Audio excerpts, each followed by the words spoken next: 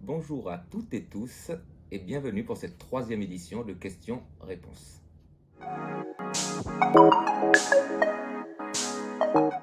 Alors, première question. La mer est l'une des plus grandes ressources de l'île et elle est souvent négligée. Mis à part quelques pêcheurs et l'intérêt évident des touristes, rien d'autre ne naît de cette ressource. Seriez-vous partant pour lancer une audite de la mer avec pour but de créer à terme des emplois d'une part et une valeur ajoutée réalisée avec une ressource locale abondante d'autre part? C'est une question qui nous vient de Manu.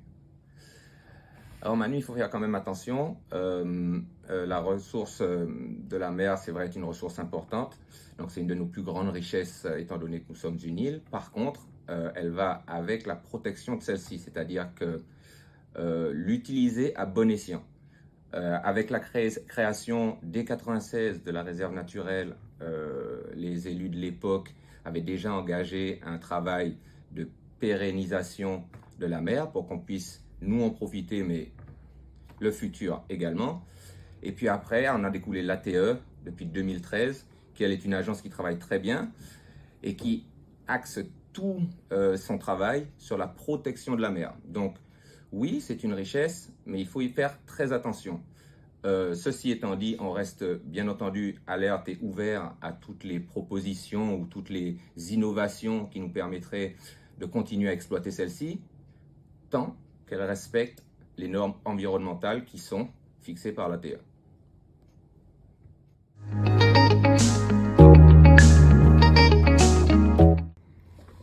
Alors, nouvelle question de Paul. Quelles sont les mesures que vous allez prendre cette année pour améliorer l'offre de logement de nos professeurs et soignants? Cela me semble important. Alors Paul, à nous aussi, ça nous semble important. Dans notre budget, comme vous devez le savoir, on va signer notre premier budget pour cette nouvelle mandature, donc très bientôt. Donc je vous encourage d'ailleurs à suivre les conseils territoriaux sur ce sujet.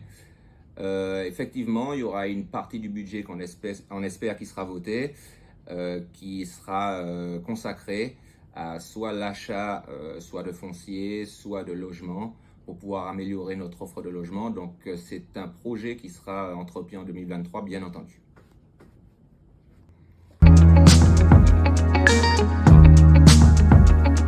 La question suivante nous vient de Claudie.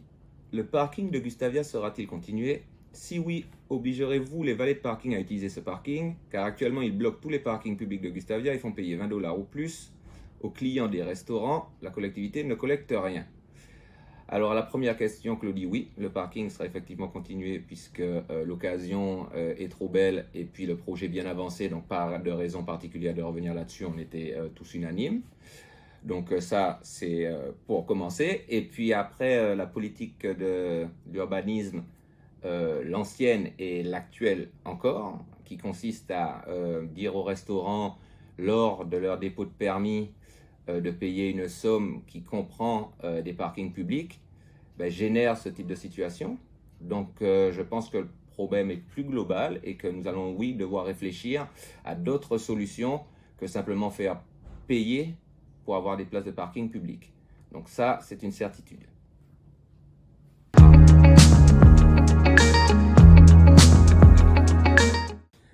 Alors la question suivante nous vient de Julie. Beaucoup de véhicules gênent à la circulation dans les quartiers comme Flamand, Corosol ou même Gustavia. Avez-vous prévu de sanctionner ces dérives? Alors Julie, je comprends la problématique. Nous sommes tous malheureusement un peu ou plus ou moins sujets à ce genre de problème, c'est-à-dire de circuler correctement à Gustavia ou dans les quartiers un petit peu plus isolés comme l'Anse des Lézards par exemple, ou Flamand ou Corosol, qui sont des fins de l'île, où là effectivement les véhicules s'entassent dû à l'hôtellerie puisque c'est en bord de plage, etc. Donc nous connaissons tous le problème. Alors pour sanctionner les dérives, oui, on essaie de mettre en place une fourrière le plus rapidement possible.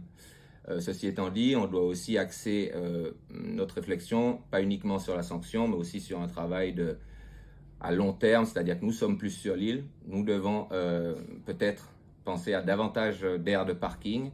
Donc ça va avec les sanctions, puisqu'évidemment, il va bien falloir qu'on respecte tous les règles pour vivre tous ensemble.